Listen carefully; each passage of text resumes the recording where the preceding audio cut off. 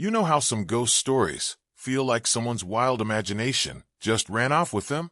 This one isn't like that. This story has names, dates, witnesses. Even a former U.S. president was involved. What happened in the quiet, rural village of Adams, Tennessee, in the early 1800s wasn't just whispers in the dark. It was loud. It was violent. It left a family shattered and a town terrified. This is the story of the Bell Witch, a real American haunting that still sends chills down spines more than 2 centuries later. The Bell family's nightmare began in 1817. At that time, John Bell had been living in Adams, Tennessee, with his wife Lucy and their children for several years. They owned a good stretch of farmland, about 320 acres, and by all accounts, they were respected, devout, and quietly prosperous. Life was simple, peaceful, until one night, something changed.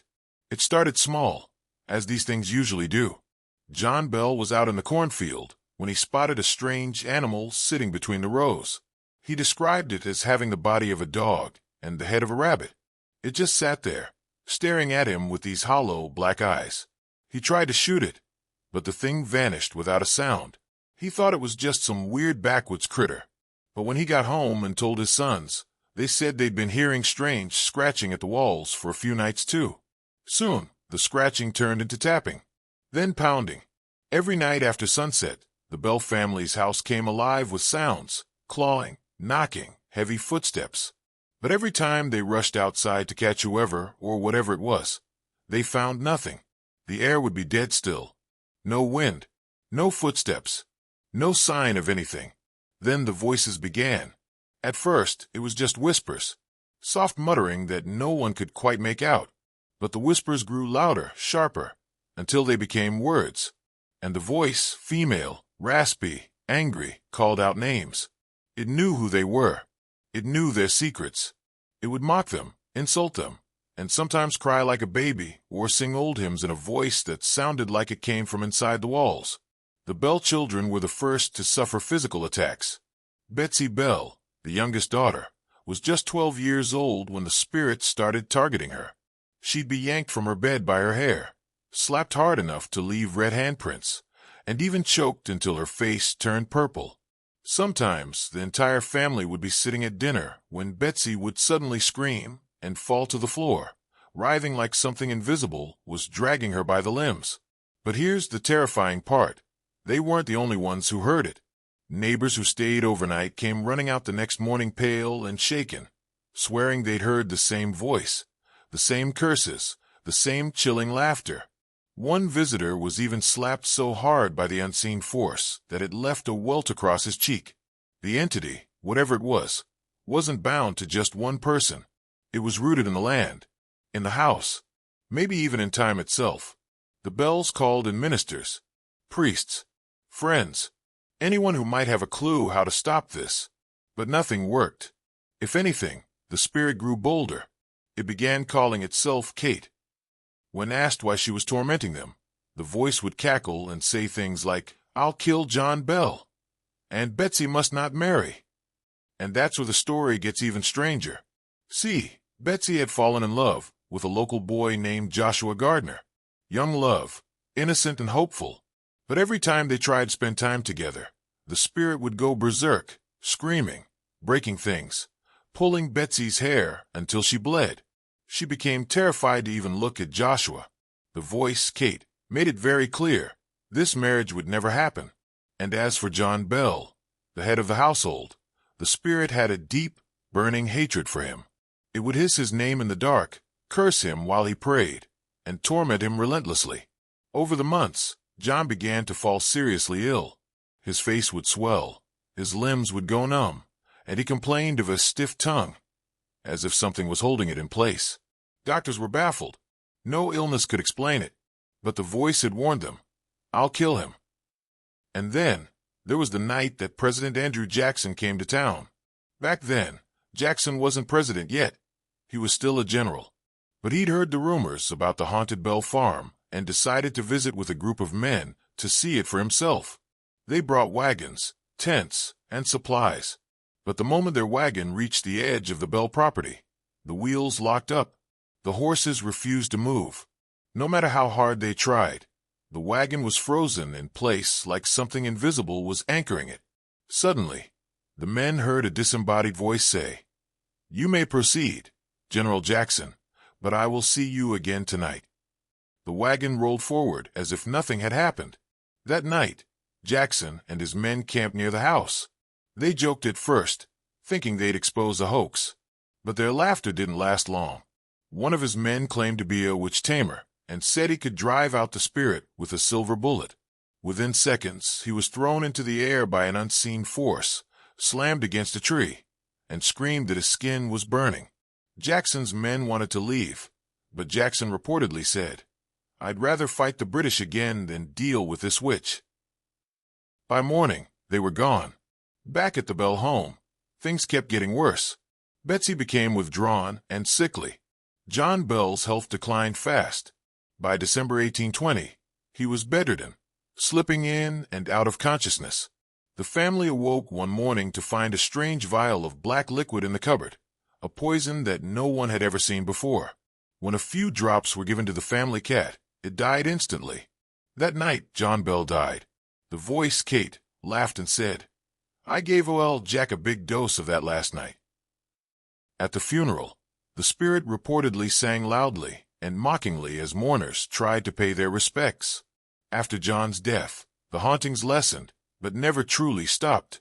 Betsy eventually broke off her engagement with Joshua, just as the spirit wanted. Some say that was the only reason Kate ever showed up, to prevent that marriage and punish John Bell. Others believe it was something deeper, a curse, a broken deal, a soul twisted by hatred and revenge. But here's the thing. People in Adams still talk about the Bell Witch. There's a cave on the old property, now called the Bell Witch Cave, where strange things still happen. People report cold spots, voices, whispers. Tourists have fainted. Photos won't develop. Equipment dies for no reason. Even skeptics walk out shaken. And some say, Kate is still there. The ghost, or spirit, or demon, or whatever it was, didn't just vanish after John Bell died. People like to believe that once someone dies, especially the one the ghost seemed to hate the most, the haunting just ends. But in Adams, Tennessee, that wasn't the case. The air stayed heavy.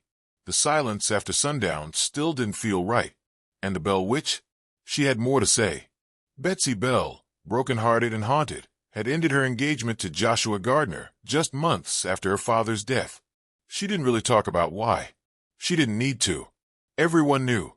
The spirit had made it impossible.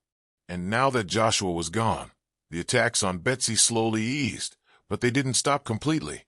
The voice would still call her name from the woods. The strange wind still whispered secrets no one wanted to hear.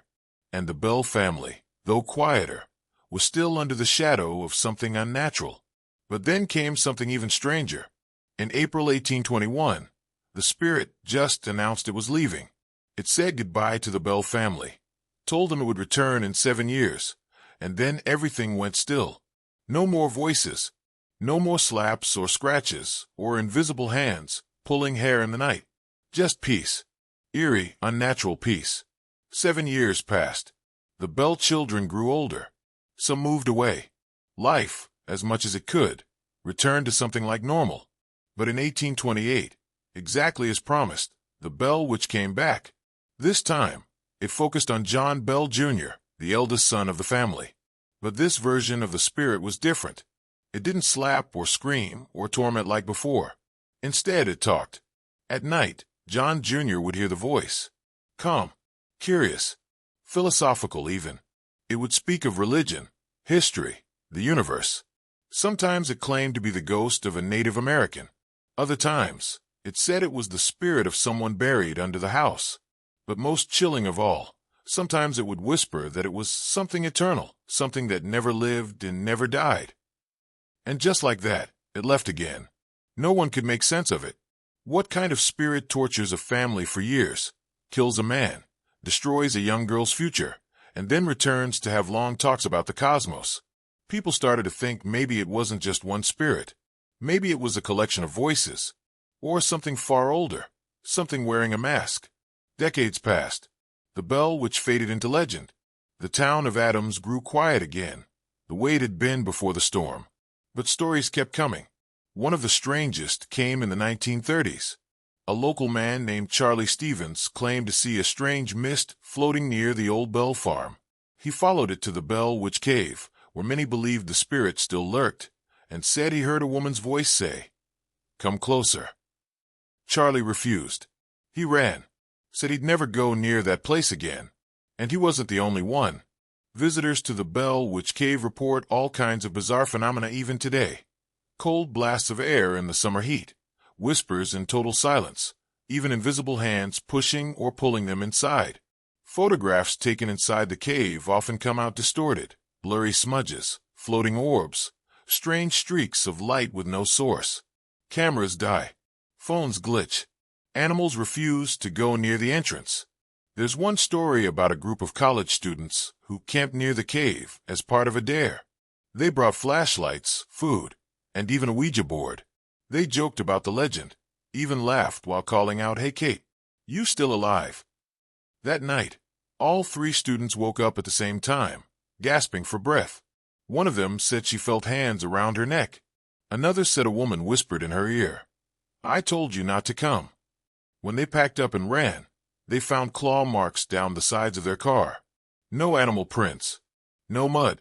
Just 5 long scratches running along the driver's door, like something was trying to keep them from leaving.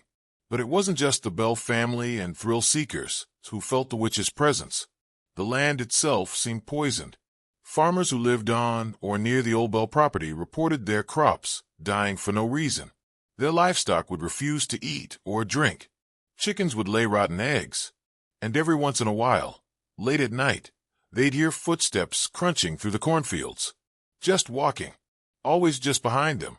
Never visible. Never close. But always there. And then there's the legend of the mirror. In the Bell family home, which was eventually torn down, there was a mirror that once belonged to Lucy Bell, John's wife. The mirror was rumored to be a favorite of the witch. People said if you stared into it for too long, you'd see things. Not reflections, visions. People who had been dead for years. Things that hadn't happened yet. A woman in black standing behind you, just for a second, then gone.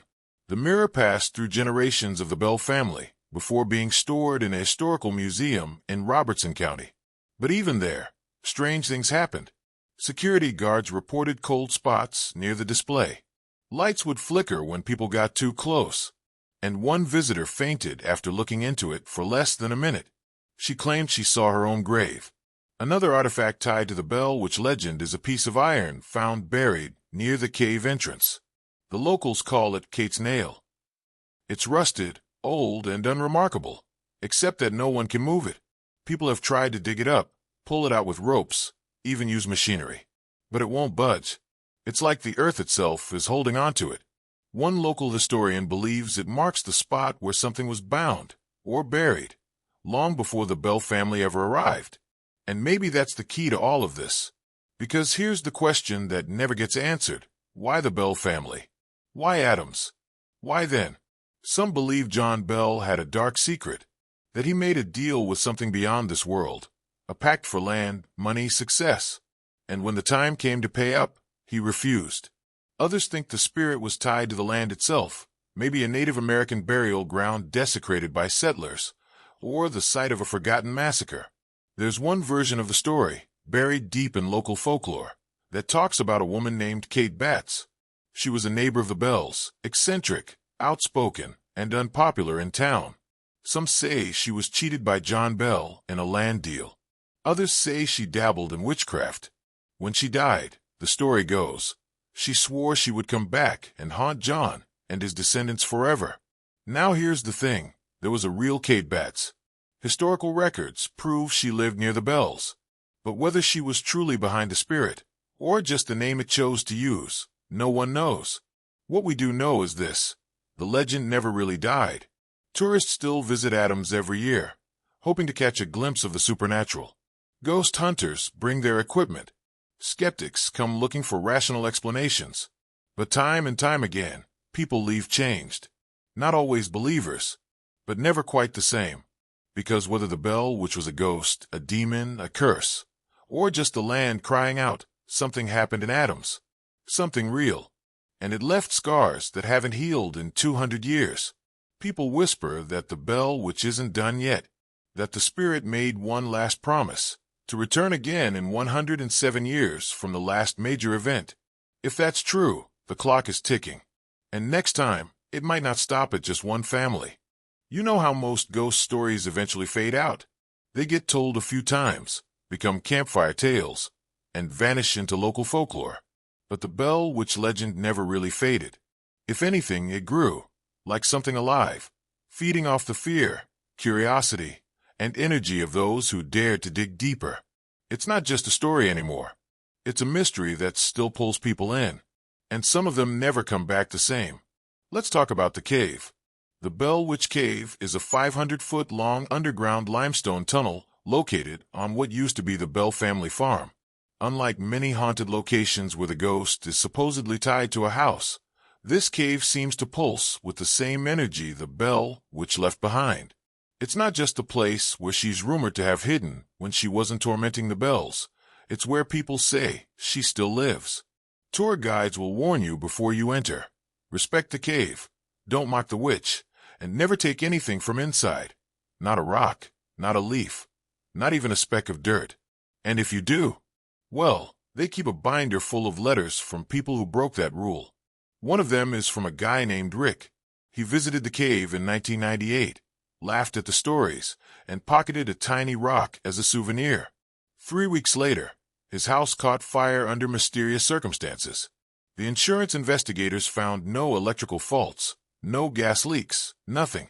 Just ashes and a charred rock in his front yard. Rick mailed the rock back to the Bell Witch Cave with a note that read, "I believe you now. Please leave me alone." Another came from a woman in Michigan who said her son began having night terrors after she brought home a stick from the cave trail. He'd wake up screaming about a woman in the wall, sweating and convulsing. When she returned the stick, the dreams stopped. These aren't isolated events. Dozens of similar stories come in every year. Now, skeptics will say it's coincidence, mass suggestion, people scaring themselves. And sure, maybe some of it is. But all of it, year after year, across generations, there's one story that still gives even the locals chills. It's about a boy named Daniel, 10 years old, who went on a school trip to the Bell Witch Cave in 2006. By all accounts, Daniel was a happy, normal kid. Smart, polite, no signs of anything unusual. But when the class entered the cave, Daniel froze at the entrance. He said he heard someone whisper his name. His teacher brushed it off and encouraged him to go inside. Halfway through the tour, Daniel wandered off, just for a few seconds. When they found him, he was staring at the cave wall, completely silent. His eyes were wide, and he was shivering. He wouldn't speak the rest of the day. That night, his parents said he screamed in his sleep. When they tried to wake him, he bolted upright and said, "She told me I belong to her now." Daniel stopped talking for 2 weeks. No medical explanation, just silence. Eventually, he recovered, but his family moved out of state a year later, and they've refused to speak publicly about it since. These aren't movie scripts or internet creepypastas. These are real people, real letters, real experiences. And yet, the Bell Witch isn't just about ghostly voices or floating rocks. It's about the way fear roots itself in a place, in a family, in a community. The way trauma echoes down generations. Take the descendants of John Bell. Some still live in Tennessee. A few have gone on record saying they believe the spirit still watches them. One woman, a fifth-generation Bell, says she used to see a figure in the corner of her childhood bedroom. A woman in black with no face. Just standing, watching, every night from the age of 9 until she left for college. She never told her parents until she was in her 30s. There's also the matter of the book. In 1894, a man named Martin Van Buren Ingram published a book called An Authenticated History of the Bell Witch. It was based on stories passed down through locals and first-hand accounts from those who claimed to witness the events. But here's where it gets strange. Some of the notes in the book didn't match any official records. Names that didn't exist. Events that couldn't be verified. Almost as if the author was led by something other than documents.